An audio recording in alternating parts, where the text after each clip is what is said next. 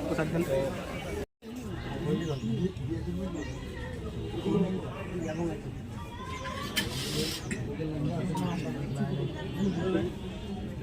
তার আগেও আমাদের ত্রিপুরা রাজ্যের সরকারি অনুষ্ঠানে এসেছেন, সেদিন সুযোগ হয়নি মাতার বাড়িতে নিয়ে আসার, সময়ও ছিল না।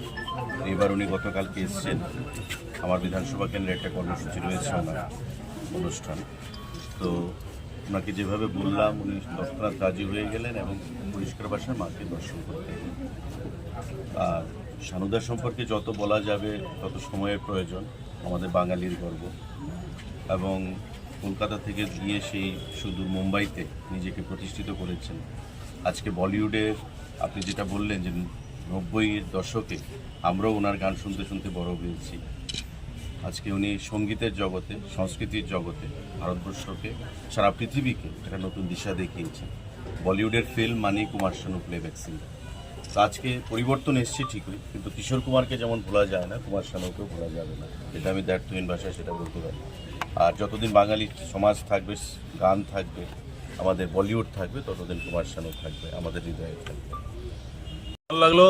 সবথেকে বড় কথা হচ্ছে যে ত্রিপুরা আমি এর আগেও এসেছি, মা ডাকেননি তাই আসতে পারেনি, এবার মা ডেকেছেন তাই আসতে পারলাম।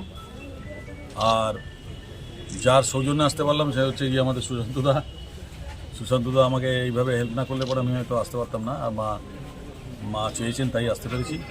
এখানে এসে সত্যি খুব ভালো লাগছে। দাদা, একটা সময় তো আপনি ভীষণভাবে কালীর গান করেছেন, তো মাতাবাড়িতে এসে কি মায়ের জন্য একটা গান হবে? হ্যাঁ, মায়ের জন্য নিশ্চয়ই করবো। এবার আমার ইচ্ছা আছে যে ত্রিপুরেশ্বরীকে নিয়ে এবার কোনো গান আমার কাছে যদি আসে, এবার আমি চেষ্টা করছি যে ওনার নিয়ে একটা অ্যালবাম তৈরি করা যায়।